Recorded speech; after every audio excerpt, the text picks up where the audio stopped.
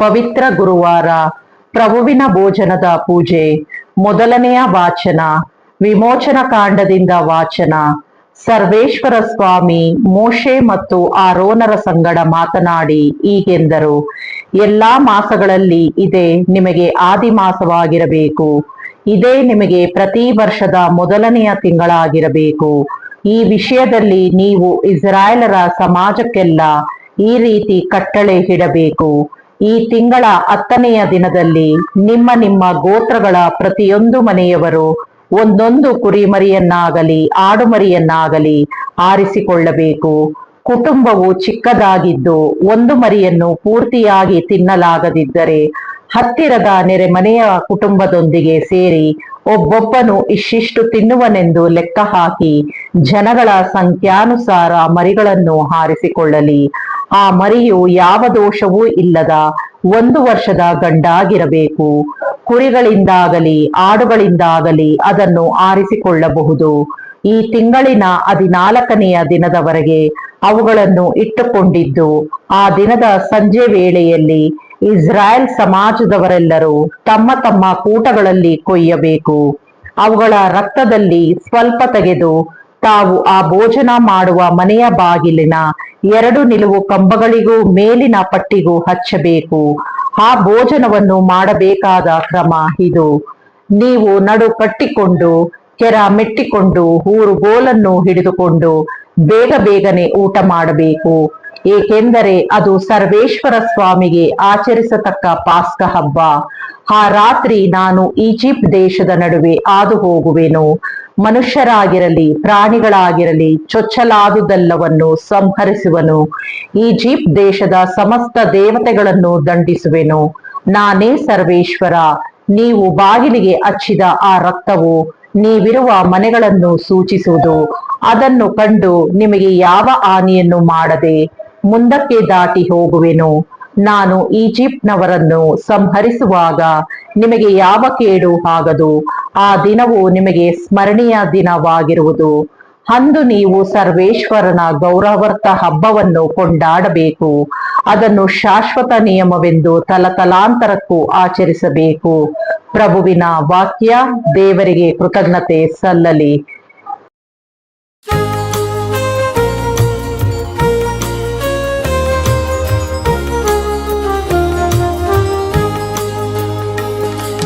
ದೇವಗೆ ಕೃತಜ್ಞತೆ ಸ್ತೋತ್ರ ಸಲ್ಲಿಸಿ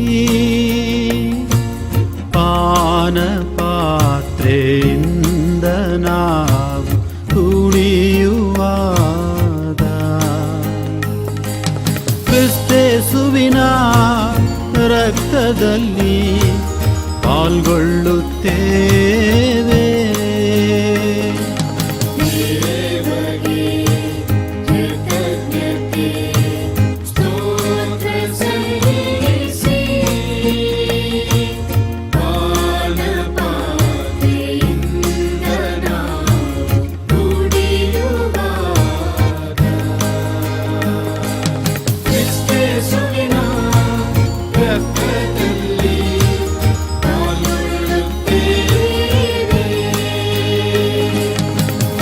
ಪ್ರಭು ಎನಗೆ ಮಾಡಿದ ಮಹೋಪಕಾರಗಳಿಗಾಗಿ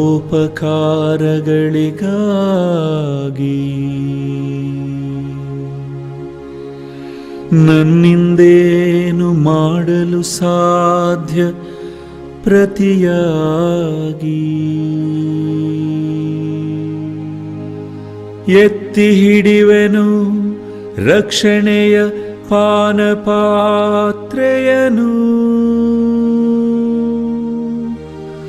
ಪ್ರಖ್ಯಾತಪಡಿಸುವೆನು ಪ್ರಭುವಿನ ನಾಮವನು.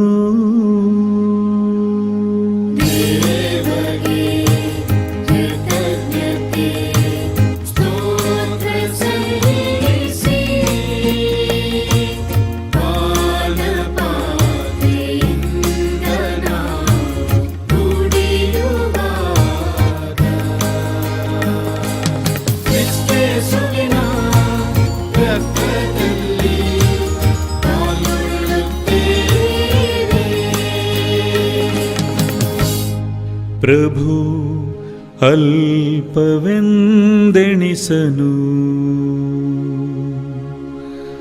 ತನ್ನ ಭಕ್ತರ ಮರಣವನು ಹೇ ಪ್ರಭು ಕರುಣಿಸು, ನಾನಿನ್ನ ಕಿಂಕರನು. ಬಿಡಿಸಿರುವೆ ನೀನು ನನ್ನ ಬಂಧನಗಳನ್ನು.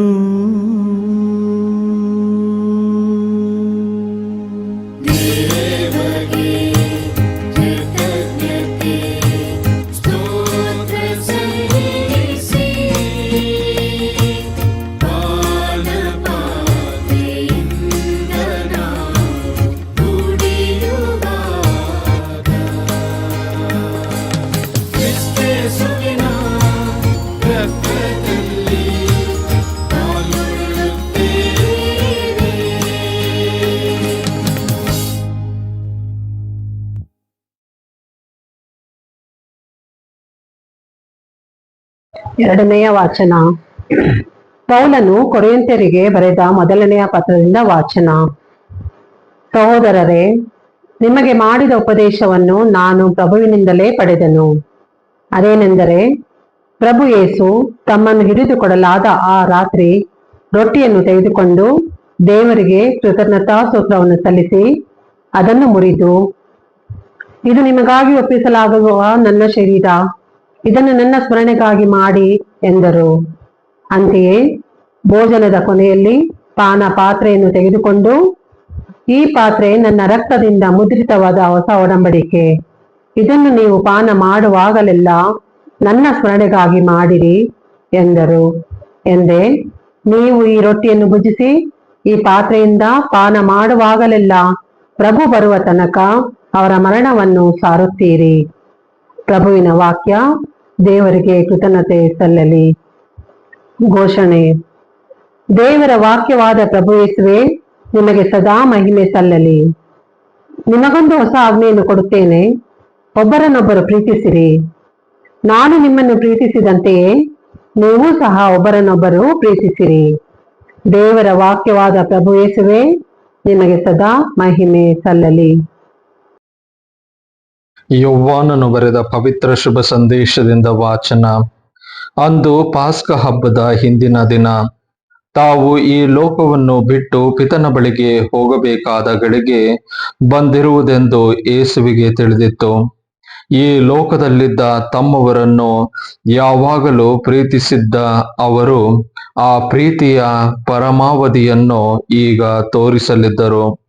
ಯೇಸುವನ್ನು ಗುರುದ್ರೋಹದಿಂದ ಹಿಡಿದುಕೊಡಬೇಕೆಂಬ ಆಲೋಚನೆಯನ್ನು ಸೈತಾನನು ಸಿಮೋನನ ಮಗ ಇಸ್ಕಾರಿಯೋತನ ಯೂದನಲ್ಲಿ ಈಗಾಗಲೇ ಹುಟ್ಟಿಸಿದ್ದನು. ಊಟಕ್ಕೆ ಎಲ್ಲರೂ ಕುಳಿತಿದ್ದರು. ಪಿತನು ಎಲ್ಲವನ್ನು ತಮ್ಮ ಕೈಗೆ ಒಪ್ಪಿಸಿರುವರೆಂದು ತಾವು ದೇವರ ಬಳಿಯಿಂದ ಬಂದಿದ್ದು ಈಗ ದೇವರ ಬಳಿಗೆ ಮರಳುತ್ತಿದ್ದೇನೆಂದು ಯೇಸುವಿಗೆ ತಿಳಿದಿತ್ತು. ಅವರು ಊಟದಿಂದ ಎದ್ದು ತಮ್ಮ ಮೇಲುಹೊದಿಕೆಯನ್ನು ತೆಗೆದಿಟ್ಟರು, ಅಂಗವಸ್ತ್ರವನ್ನು ಸೊಂಟಕ್ಕೆ ಕಟ್ಟಿಕೊಂಡರು. ಅನಂತರ ಒಂದು ಬೋಗುಣಿಗೆ ನೀರು ಸುರಿದುಕೊಂಡು ತಮ್ಮ ಶಿಷ್ಯರ ಕಾಲುಗಳನ್ನು ತೊಳೆಯುತ್ತಾ ತಾವು ಕಟ್ಟಿಕೊಂಡಿದ್ದ ಅಂಗವಸ್ತ್ರದಿಂದ ಒರೆಸತೊಡಗಿದರು. ಹೀಗೆ ಅವರು ಸಿಮೋನ್ ಪೇತ್ರನ ಹತ್ತಿರಕ್ಕೆ ಬಂದಾಗ ಆತ, ಪ್ರಭು, ನೀವು ನನ್ನ ಕಾಲುಗಳನ್ನು ತೊಳೆಯುವುದೇ ಎಂದನು. ಯೇಸು, ನಾನು ಮಾಡುತ್ತಿರುವುದು ನಿನಗೆ ಈಗ ಅರ್ಥವಾಗದು, ಮುಂದೆ ಅರ್ಥವಾಗುತ್ತದೆ ಎಂದು ಉತ್ತರಿಸಿದರು. ನೀವು ನನ್ನ ಪಾದಗಳನ್ನು ತೊಳೆಯುವುದು ಎಂದಿಗೂ ಕೂಡದು ಎಂದು ಪೇತ್ರನು ಪ್ರತಿಭಟಿಸಿದನು. ಅದಕ್ಕೆ ಯೇಸು, ನಾನು ತೊಳೆಯದಿದ್ದರೆ ನಿನಗೆ ನನ್ನಲ್ಲಿ ಪಾಲು ಇಲ್ಲ ಎಂದು ನುಡಿದರು. ಆಗ ಪೇತ್ರನು, ಹಾಗಾದರೆ ಪ್ರಭು, ನನ್ನ ಕಾಲುಗಳನ್ನು ಮಾತ್ರವಲ್ಲ, ನನ್ನ ಕೈಗಳನ್ನು ತಲೆಯನ್ನು ತೊಳೆಯಿರಿ ಎಂದನು. ಯೇಸು, ಸ್ನಾನ ಮಾಡಿಕೊಂಡವನು ಕಾಲುಗಳನ್ನು ತೊಳೆದುಕೊಂಡರೆ ಸಾಕು, ಅವನ ಮೈಯೆಲ್ಲ ಶುದ್ಧವಾಗಿರುತ್ತದೆ. ನೀವು ಕೂಡ ಶುದ್ಧರಾಗಿದ್ದೀರಿ, ಆದರೆ ನಿಮ್ಮಲ್ಲಿ ಎಲ್ಲರೂ ಶುದ್ಧರಲ್ಲ ಎಂದು ಹೇಳಿದರು. ತಮ್ಮನ್ನು ಗುರುದ್ರೋಹದಿಂದ ಹಿಡಿದುಕೊಡುವವನು ಯಾರೆಂಬುದು ಅವರಿಗೆ ಗೊತ್ತಿತ್ತು. ಅದಕ್ಕಾಗಿಯೇ ಅವರು ನಿಮ್ಮಲ್ಲಿ ಎಲ್ಲರೂ ಶುದ್ಧರಲ್ಲ ಎಂದು ಹೇಳಿದರು. ಶಿಷ್ಯರ ಪಾದಗಳನ್ನು ತೊಳೆದ ಮೇಲೆ ಯೇಸು ತಮ್ಮ ಮೇಲು ಹೊದಿಕೆಯನ್ನು ಹಾಕಿಕೊಂಡು ಕುಳಿತುಕೊಂಡರು. ತಮ್ಮ ಶಿಷ್ಯರಿಗೆ, ನಿಮಗೆ ನಾನು ಮಾಡಿರುವುದೇನೆಂದು ಅರ್ಥವಾಯಿತೆ? ಬೋಧಕರೇ, ಪ್ರಭು ಎಂದು ನೀವು ನನ್ನನ್ನು ಕರೆಯುತ್ತೀರಿ. ನೀವು ಹಾಗೆ ಹೇಳುವುದು ಸರಿಯೇ. ನಾನು ಬೋಧಕನೂ ಹೌದು, ಪ್ರಭುವೂ ಹೌದು. ನಿಮಗೆ ಪ್ರಭುವೂ ಬೋಧಕನೂ ಆಗಿರುವ ನಾನೇ ನಿಮ್ಮ ಕಾಲುಗಳನ್ನು ತೊಳೆದಿರುವಾಗ, ನೀವು ಸಹ ಒಬ್ಬರ ಕಾಲುಗಳನ್ನು ಇನ್ನೊಬ್ಬರು ತೊಳೆಯುವ ಹಂಗಿನಲ್ಲಿದ್ದೀರಿ. ನಾನು ನಿಮಗೆ ಒಂದು ಆದರ್ಶವನ್ನು ಕೊಟ್ಟಿದ್ದೇನೆ. ನಾನು ನಿಮಗೆ ಮಾಡಿದಂತೆಯೇ ನೀವು ಇತರರಿಗೆ ಮಾಡಿರಿ. ಪ್ರಭುವಿನ ಶುಭ ಸಂದೇಶ. ಕ್ರಿಸ್ತರೇ, ನಿಮಗೆ ಸ್ತುತಿ ಸಲ್ಲಲಿ.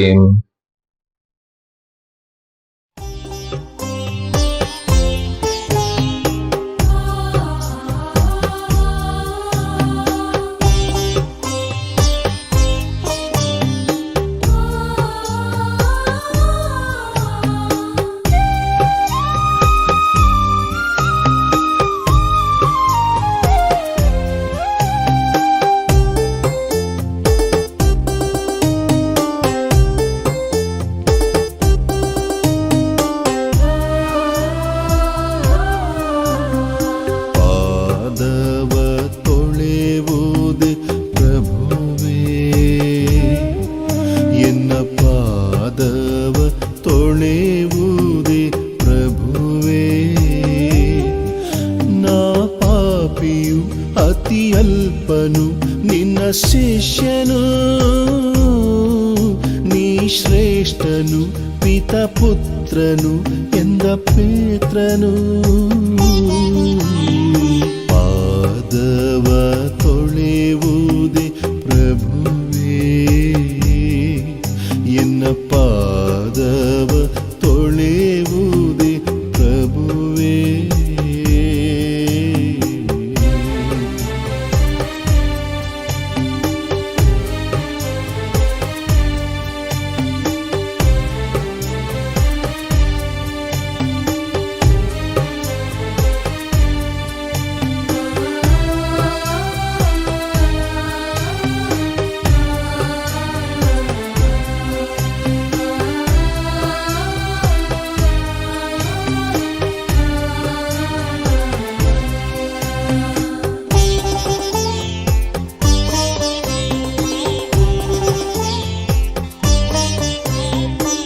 ಎನ್ನ ಪಾದವ ತೊಳೆಯದೆ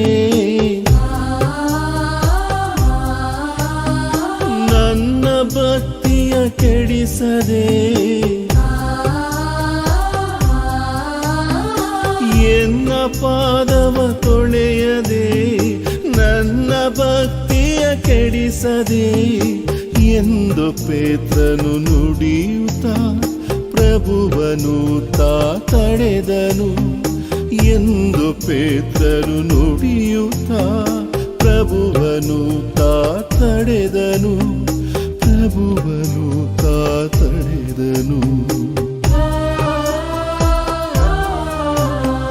ಪಾದವ ತೊಳೆಯುವುದೇ ಪ್ರಭುವೇ, ಎನ್ನ ಪಾದವ ತೊಳೆಯುವುದೇ ಪ್ರಭುವೇ.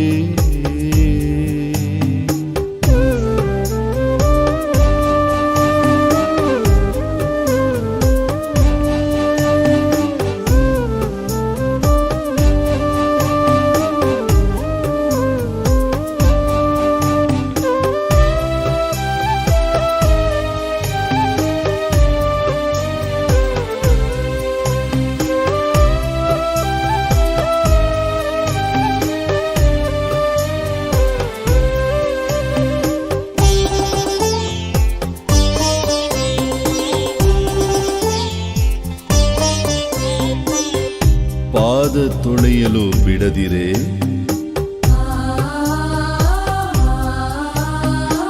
ಎನ್ನ ಪಾಲಲಿ ನೀನಿರೆ.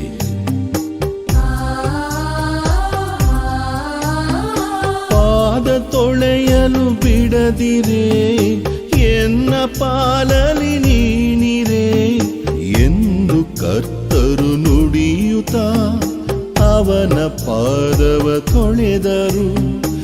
ಎಂದು ಕರ್ತರು ನುಡಿಯುತ್ತ ಅವನ ಪಾದವ ತೊಳೆದರು. ಶಿಷ್ಯರ ಪಾದವ ತೊಳೆದರು. ಪಾದವ ತೊಳೆಯುವುದೇ ಪ್ರಭುವೇ, ಎನ್ನ ಪಾದವ ತೊಳೆಯುವುದೇ ಪ್ರಭುವೇ.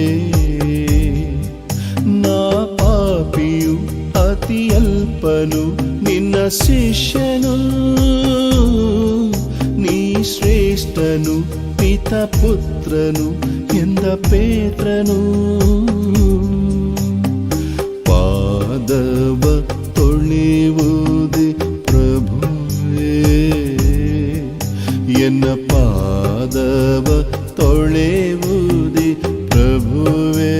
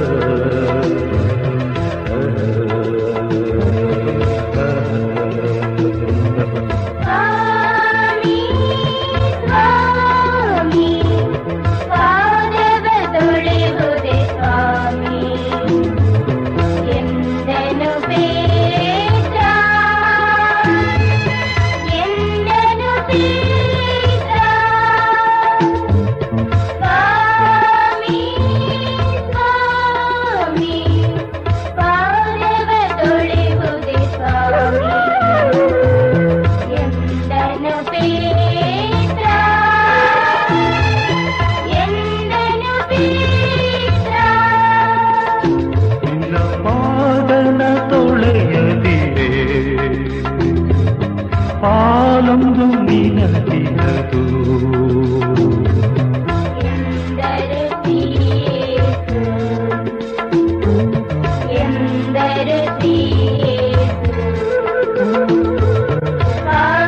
ಪಾದವನೀತಗೆ ಸ್ವಾಮಿ ನನ್ನನೆ ತೊಳೆಯಿರಿ ನೀವು.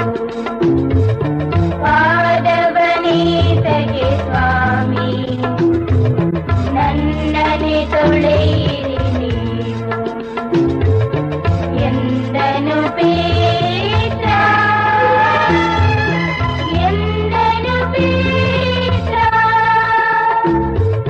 ಶುದ್ಧಿಯ ಮನುಜನಿಗೆ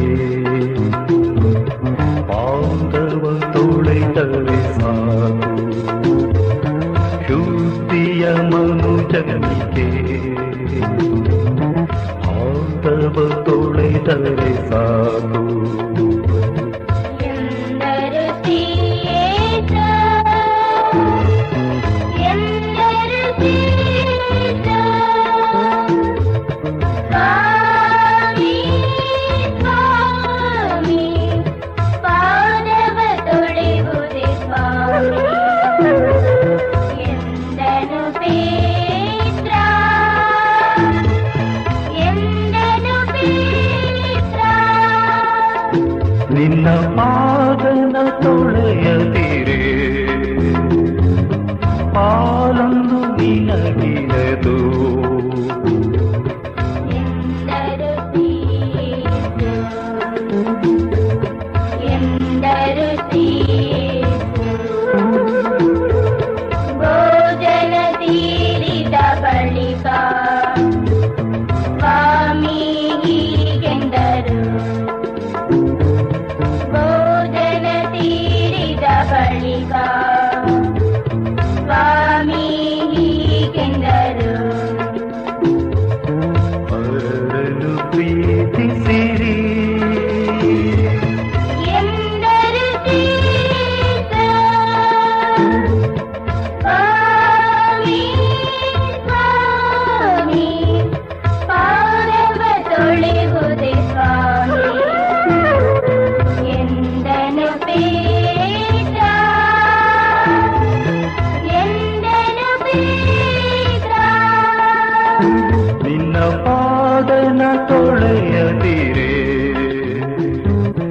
ಪಾಲೊಂದು ನಿನಗಿರದು. ಎಂದರು ಶ್ರೀಯೇಸು, ಎಂದರು ಶ್ರೀಯೇಸು. ದೈನ್ಯತೆ ಕಲಿಸಿದೆ ಪ್ರಭುವೇ, ಶಾಂತಿಯ ಸಾರಿದೆ ಗುರುವೇ. ದೈನ್ಯತೆ ಕಲಿಸಿದೆ ಪ್ರಭುವೇ, ಶಾಂತಿಯ ಸಾರಿದೆ ಗುರುವೇ. ಶಾಂತಿಯ ಪಾರಿದೆವೋ, ಅಂತೆಯೇ ಬಾಳುವೆವೋ. ಸ್ವಾಮಿ